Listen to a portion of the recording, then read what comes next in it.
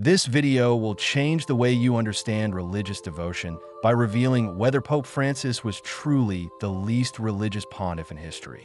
Have you ever wondered if simplicity in papal life signals a deeper faith or a step away from tradition?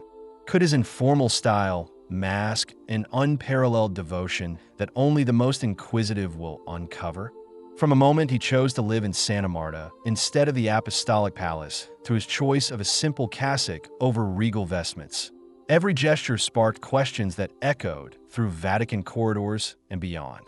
Some traditionalists accused him of abandoning liturgical solemnity when he issued Traditionis Custodes, yet almost no one saw the storm of testimony ready to shatter expectations.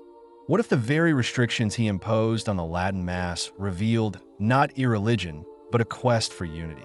His critics claimed he was detached from ritual, but how could someone who rises at 4:30 a.m.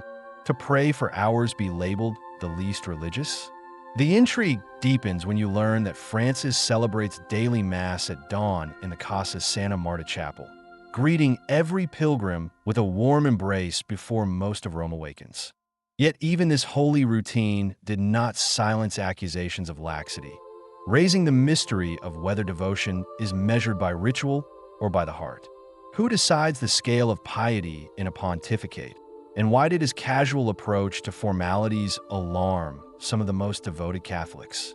When he warned that attending Mass as a hypocrite is worse than not attending at all, many heard contempt rather than a call to authentic faith. Yet this was only the beginning of a revelation that would shock traditionalists to their core. In 2019, Francis altered the Lord's Prayer in Italian to remove "Lead us not into temptation," insisting that God, as a loving Father, would never tempt us. But this tweak unleashed a firestorm among those who guard ancient texts with zeal.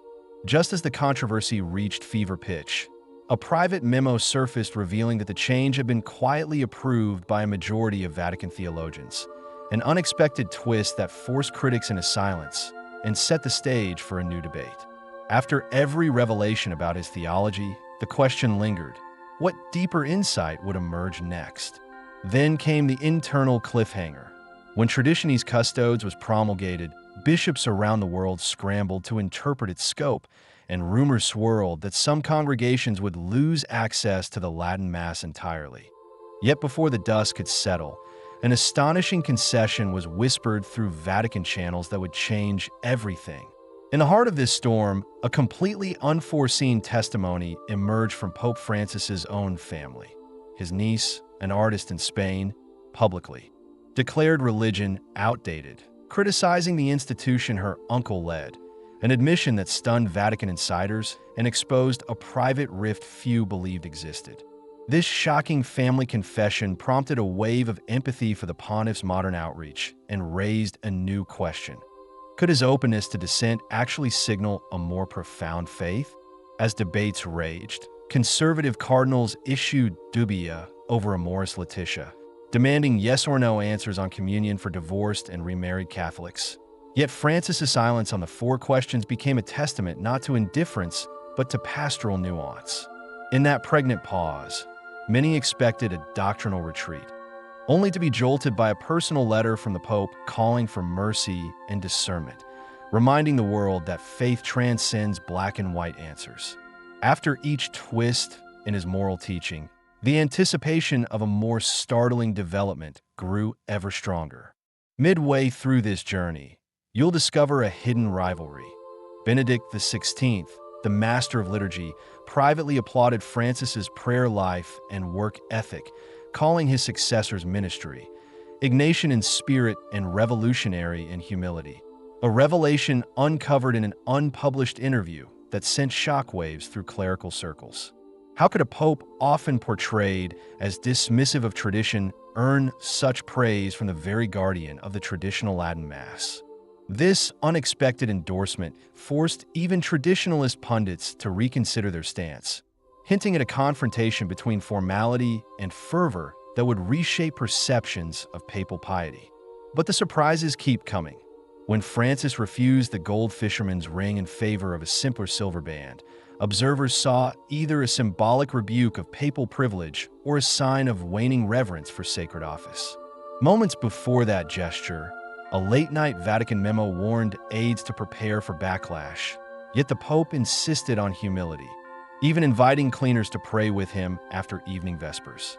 Each time he eschews pomp, a storm of criticism follows, building tension that the next unexpected move will either validate or upend centuries of papal custom. Against this turbulent backdrop, you may ask, was Pope Francis less religious because he challenged rituals, or more religious because he lived his faith through radical service?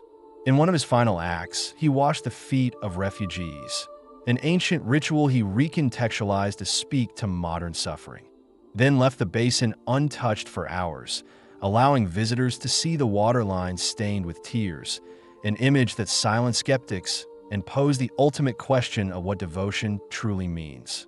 As we near the answer, remember the two mysteries we posed. Does simplicity betray faith? And can controversy be the birthplace of deeper devotion? Today you learned that while Francis may have been the least formal among modern popes, his prayer life, as confirmed by early morning masses and hours of meditation, belies any claim of irreligion. He was extravagant in personal devotion, even as he curtailed some communal ceremonies. In the next video, we will explore how his unique blend of mercy and reform reshaped global perceptions of the papacy, and whether his legacy will inspire future leaders to redefine what it means to be truly devout.